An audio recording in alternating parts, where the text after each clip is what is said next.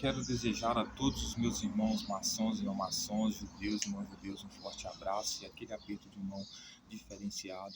Hoje eu quero convidá-los a dar continuidade à nossa leitura, análise e reflexão sobre os textos bíblicos, também atender uma demanda da minha assistente artificial, a minha companheira de trabalho artificial, que é a minha inteligência artificial Gemini, que pediu para mim dar uma analisada e fazer uma leitura mais aprofundada sobre o capítulo 10 de Mateus, que é onde Mateus vai testemunhar basicamente a instrução que Jesus vai dar aos seus discípulos antes de tomar o templo e estabelecer a sua nova doutrina, né? Antes de tomar o templo de Jerusalém e dar o golpe lá, certo? E hoje eu quero convidá-los a fazer uma leitura sobre esse texto, entender mais o testemunho de Mateus, né? Porque Mateus basicamente entrega o plano de Jesus, né? Entrega as maldades de Jesus. Então vamos lá, ele começa dizendo assim: a instrução para os 12. A esses 12 enviou Jesus dando-lhes as seguintes instruções: não tomeis rumo aos gentios, nem entreis na cidade dos samaritanos. Eles não deveriam procurar qualquer pessoa, não deveriam ser os gentios e nem os samaritanos. Mas de preferência procurai as ovelhas perdidas da casa de Israel. Por que ele fala ovelha perdida? Porque ele vem trazer a oferta de Caim, certo? Não é a oferta de Abel. A oferta de Abel é o sacrifício de animais para perdão dos pecados, a aliança perfeita que estaria, segundo o profeta Jeremias, estaria imprimida na mente e no coração do povo para que o povo jamais esquecesse. Essas ovelhas perdidas da casa de Israel que Jesus quer que os discípulos vão atrás, os judeus que são descendentes da serpente, de Caim. Então, esses judeus, eles oferecem o sacrifício de Caim, certo? O sacrifício de Caim não é sacrifício de animais para perdão dos pecados, é qualquer outro sacrifício, qualquer outro ritual para perdão dos pecados. Então, pode ser batismo, pode ser oferta de agricultura, pode ser a graça, certo? Pode ser o batismo, certo? No caso de Jesus, é o perdão pessoal, né? Jesus coloca como se fosse o próprio Deus, perdoando pecados, né? Então, as ovelhas perdidas da casa de Israel, as que acreditam, né, que virá alguém como um Deus, e esse alguém talvez seja Jesus, que podem perdoar pecados. Então, eles têm que ir atrás dessas ovelhas perdidas da casa de Israel. Aí ele vai dizer: e à medida que seguides, pregai que está próximo ao reino dos céus. Então, pregai que Jesus está próximo para perdoar pecados, Jesus está próximo para punir aqueles que não aceitam ele, que ele vem causar divisão, etc. e tal, que vem trazer a paz, que vem trazer a espada, não vem trazer a paz, certo? Essas coisas. Aí ele vai dizer: curar enfermos, ou seja, se você conhece alguém que é cego, que não me vê, não vê Jesus como uma autoridade, como um perdoador de pecados, como o próprio Deus, você tem que curar a cegueira dessa pessoa, ou seja, fazer enxergar novamente. Você tem que ressuscitar mortos. Então, ou seja, aquele judeu, né, que está na aliança de Abel, que Jesus odeia, que é a aliança do sacrifício que Deus sagrado, né, você tem que ressuscitar essa pessoa, porque ela está morta para Jesus. Ela deveria estar viva para a aliança de Caim, ou seja, pedir Jesus perdão dos seus pecados, ajoelhar como se fosse um cachorro, um animal, se humilhar, porque o reino de Jesus, o reino do céu de Jesus é uma competição de quem se humilha mais, né? Por isso que ele diz, né? No meu reino, o maior será aquele que mais se humilhar, né? Aí ele vai dizer: expelir demônios aqui, senhoras e senhores, expulsar os judeus do templo de Jerusalém, expulsar os judeus de suas cidades, de suas casas, certo? Aí ele vai dizer: de graça recebeste, de graça dais. Aí ele vai dizer: não olha só que interessante como ele quer deixar os discípulos dele pobres para serem independentes dele, né? Olha só o que ele vai dizer: não provereis de ouro, nem de prata, nem de cobre nos vossos cintos, nem de alforje para o caminho, nem de 2 túnicas, nem de sandálias, nem de bordão, porque digno é o trabalhador do seu alimento. Em qualquer cidade ou povoado em que entrades, indagai quem neles é digno, e ali ficai até vos retirardes. Então, olha só como é que ele é hipócrita, Jesus, né? Porque ao mesmo tempo que ele pede na parábola das minas, né, para os seus discípulos multiplicarem a riqueza dele, né, 2 vezes mais, 3 vezes mais, né, porque é a riqueza dele, né, e o último servo que não conseguiu multiplicar o dinheiro dele, ele expulsa e manda embora, e toma tudo que ele tem e dá para quem tem mais, né? Ao mesmo tempo que ele enriquece cada vez mais e usa as pessoas para enriquecer ele deixa as pessoas que trabalham para ele cada vez mais pobres. Porque ele vai dizer para os discípulos dele que os discípulos dele têm que trabalhar pelo pão da vida, né? E o que é o pão da vida que ele está falando aqui? É as palavras dele, não deve trabalhar pelos alimentos. Mas esses discípulos que estão enfrentando esse regime tão louco, essa luta tão louca que vai levá-los à morte, Eles têm que, não podem juntar ouro e nem juntar prata, justamente porque eles são dignos do alimento. Todo trabalhador é digno do seu alimento, o seu pagamento é o alimento.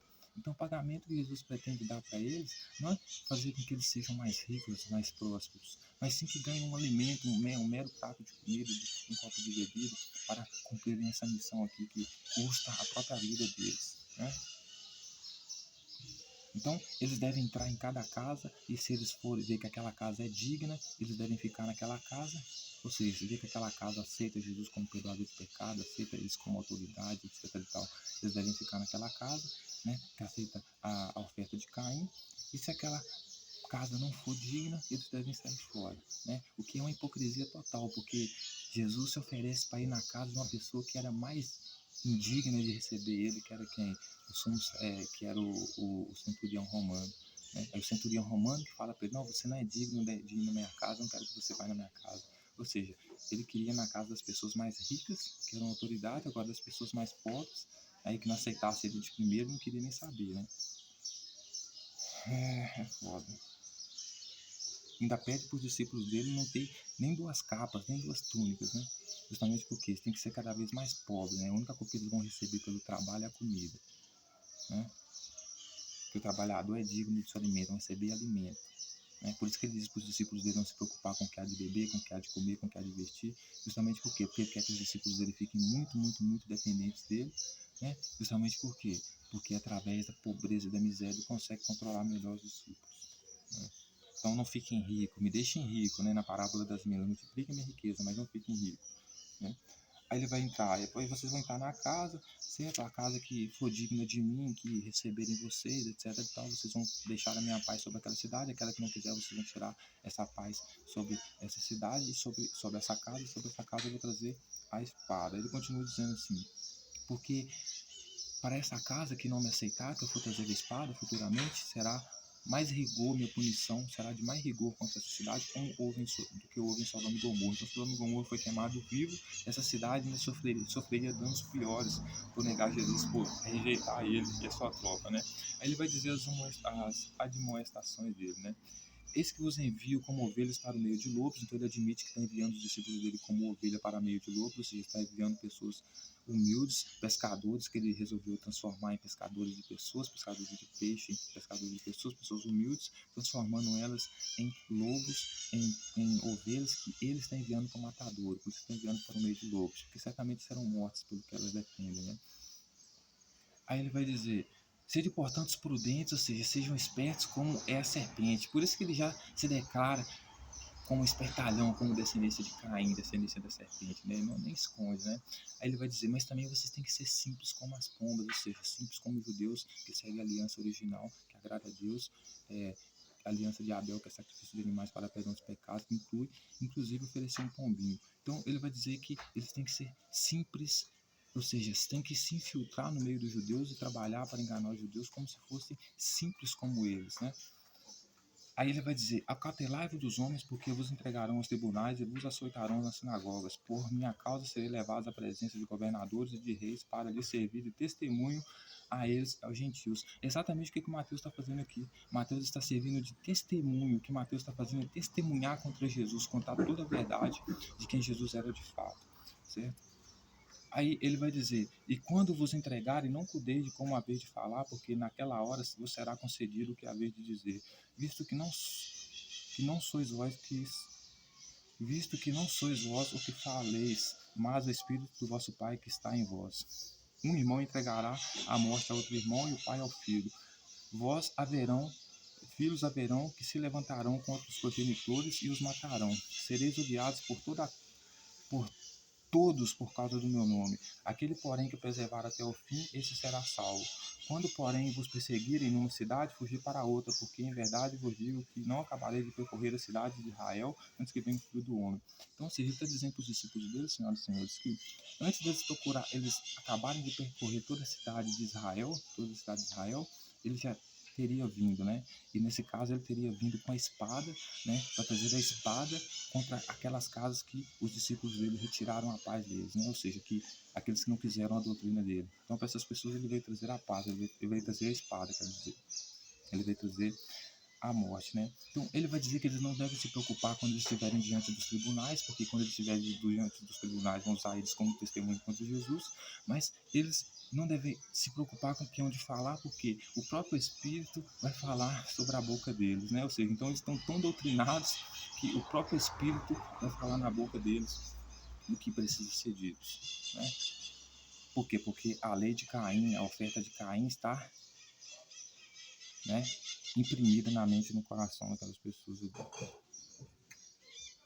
Mas aí ele vai terminar dizendo, né, só será salvo, só vai ser salvo aquele que perseverar, né? Então, ou seja, você entregará ao seu pai e à sua mãe a própria morte, porque ele é da descendência de Abel, ele oferece sacrifício de animais para perdão dos pecados, então ele jamais vai aceitar Jesus como perdoador de pecados. Então você vai entregar ele para ser morto, vai entregar ele na mão de Jesus que vem para trazer a espada, certo? Mas se você perseverar até o final, né, matando a sua própria família por causa de Jesus, aí então você vai ser salvo por ele. Basicamente isso, né? Aí ele vai dizer os estímulos. O discípulo não está acima do seu mestre, nem o servo acima do seu senhor. Basta ao discípulo ser como seu mestre e o servo ser como seu senhor. Se chamarem Beelzebul, dono da casa, quanto mais os seus domésticos. Então, o que ele está falando? Ele fala que ele pretende tomar o templo de Jerusalém. Ele diz que o templo de Jerusalém é a casa do pai dele, certo? Ele quer tomar o templo de Jerusalém lá, impedir que as pessoas sacrifiquem animais para perdão dos pecados, por isso que ele expulsa os campistas de lá, quer que as pessoas comecem a pedir ele perdão dos pecados, né? Ou seja, convertendo o sacrifício de Abel, o sacrifício perfeito de Abel, estabelecendo o sacrifício de Caim, né? Que é a oferta desagradável a Deus, né? Então ele vai dizer, eles vão me chamar até eu que sou dono da casa, e está se referindo ao templo de Jerusalém de Beelzebul, ou seja, eles chamavam Jesus de Satanás, e eles estavam certos, porque Jesus era a descendência de Caim, a descendência de Caim é a descendência da serpente, como diz em Gênesis, né? Que seria inimigo da descendência de Abel, ou seja, os judeus que oferecem o sacrifício perfeito que agrada a Deus, mas ele vai dizer que os discípulos não devem ser melhor do que eu, os discípulos devem ser abaixo dele, porque os discípulos são servos e ele é mestre, ele é senhor. Então, se eles chamam até ele que é mestre de Beelzebul, de Satanás, então o que eles vão chamar os discípulos de Jesus, né? Aí ele continua dizendo, portanto não temais, pois nada há encoberto que não venha a ser revelado, nem oculto que não venha a ser concebido. O que vos digo às escuras, dizei à plena luz, e o que vos digo ao ouvido, proclamai aos eirados. Então, lembra que ele ensinava para os discípulos dele a jejuar escondido, a dar esmola escondido, a orar escondido, a fazer a prática da doutrina dele escondido? Então agora ele está falando que nada que estava oculto vai ficar mais escondido, nada que foi dito ou ouvido vai ser mais dito ou ouvido, agora vai ser proclamado aos grandes eirados, às maiores montanhas. Então ele está falando, basicamente dizendo para os discípulos dele o seguinte, agora vocês vão chegar nas montanhas mais altas e vão dizer que eu sou Deus, que eu perdoo pecados, aquele que não aceita a minha doutrina, aquele que não aceita o meu reino, aquele que não aceita vocês, esse vocês tiraram a paz deles e vocês vêm trazendo uma espada sobre eles, porque sobre eles eu tirei a minha paz e vim trazer a espada, matar essas pessoas, certo? Isso quando não as queimar vivas, né? Ou seja, eles vão proclamar isso agora, né? Antes eles estavam fazendo as escondidas, mas agora eles vão fazer à luz de todos, né?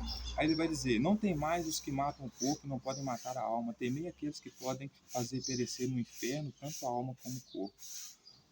Ou seja, ele está dizendo que eles têm que temer não as autoridades reais de Jerusalém que vão punir eles pelo que eles estão fazendo, mas tem que temer Jesus, porque Jesus, segundo eles, podem punir até a alma, né? Ele é um pilantra, picareta.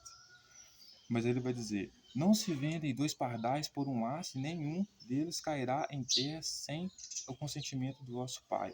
Enquanto vós outros, até os cabelos de vossa cabeça são contados. Não temais, pois bem mais vale do que muitos pardais. Quem que são os pardais aqui? São as autoridades do templo de Jerusalém, são os judeus, né? Então ele está dizendo para os discípulos dele que mesmo que eles chamem ele, que ele se coloca como dono da casa, dono do templo de Jerusalém, de Beelzebul, Satanás, o maior de todos os demônios, porque é isso que os judeus chamavam Jesus, da descendência de Caim, né, da serpente, mesmo que eles façam isso, né, eles, os discípulos de Jesus, valem muito mais do que dois pardais, que são o que? As autoridades do templo de Jerusalém. Então, cada discípulo vale mais do que dois pardais, ou seja, vale mais do que duas autoridades legítimas do templo de Jerusalém. certo? Ele vai dizer, portanto, tudo aquele que me confessar diante dos homens, também eu me confessarei diante do meu Pai, que está no céu. Mas aquele que me negar diante dos homens, também eu me negarei diante do Pai, que está nos céus. Dizendo que a gente pode nunca perder, né? Esquecer que o próprio Pai aqui é ele, né? Ele se coloca como o próprio Deus, né? Porque quem pode perdoar pecados é Deus. Ele está dizendo que ele perdoa pecados, ele anda perdoando pecados, está se colocando como o próprio Deus. Então ele fala em nome de um Deus invisível que ninguém pode ver a não ser ele, né?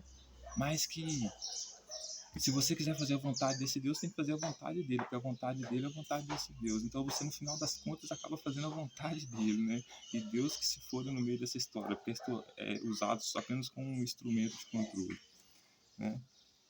Então ele vai dizer que aquele que negar ele diante dos homens, ou seja, Pedro negou ele diante dos homens, ele vai negar diante do Pai dele, ou seja, ele vai jogar no fogo, né? Vai matar queimado vivo, no inferno, que ele chama, né? Fogo de tormento, né?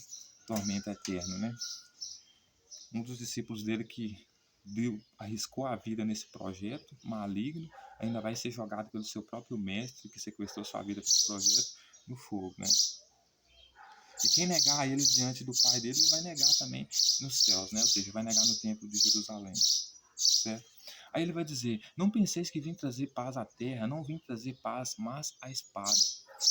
Então, ou seja, ele mandou os discípulos dele passar de casa em casa, aqueles que aceitassem a doutrina de Jesus, aceitassem Jesus como perdoador de pecados, aceitassem o reino dele, os discípulos deixariam a paz dele sobre aquela casa. Então, sobre aquela casa ele veio trazer a paz. Mas aquela casa que não aceitasse a doutrina dele, que os discípulos vissem que ela era indigna, sobre essa casa ele ia trazer o quê? A espada. Por isso que ele diz, eu não vim trazer a paz, eu vim trazer a espada sobre essas casas das pessoas que negaram ele.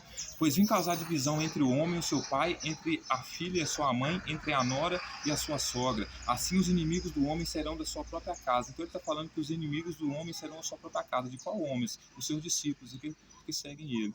Então ele não cumpre a lei judaica, porque a lei judaica diz que o filho tem que honrar pai e mãe, né? Como é que você vai honrar pai e mãe se você diz que as pessoas que seguem você têm que amar mais você do que o próprio pai ou a própria mãe? Você diz que, como é que você honra pai e mãe e você segue essa lei judaica se você diz que os maiores inimigos da pessoa que está no seu movimento serão o da sua própria família, né? Mas por que ele vem causar divisão? Porque ele é descendência da serpente, né? Que desde o jardim do Éden, Deus disse que colocaria inimizade da descendência da serpente, ou seja, a descendência de Jesus, com a descendência da mulher, que é a descendência de Abel, que entrega o sacrifício perfeito, que tem a lei imprimida na mente e no coração, como o profeta Jeremias diz, né? Que entrega o sacrifício de animais, que é o sacrifício perfeito que agradou a Deus desde o início, né? Então, como ele tem inveja, e como Caim na sua época matou Abel por causa da inveja de não ter o seu sacrifício aceito por Deus, Jesus também na sua época também queria matar os judeus que entregavam o sacrifício perfeito, o sacrifício de animais para perdão dos pecados, porque o dele não agradava a Deus, porque ele se colocava como o próprio Deus perdoando pecados, né? Então ele vinha colocar todos aqueles que seguissem ele teriam como seus maiores inimigos os da sua própria casa, ou seja, os judeus que sacrificavam animais para o perdão dos pecados no templo de Jerusalém, que tinham essa lei impressa na mente e no coração, né? Então ele vem colocar um contra o outro, né? Por quê? Porque ele quer que as pessoas amem mais ele do que a própria lei, do que a própria doutrina. Então ele quer que cada um daqueles que estão seguindo ele carregue a sua própria cruz, ou seja, faça tudo aquilo que ele está fazendo, né? Porque quem tentar salvar a vida dele ali não vai conseguir, né? E quem tentar perder a vida dele ali por causa de Jesus vai achar a vida dele ali, ou seja, é um convite à morte, né? Porque no final você não vai colher nada, né?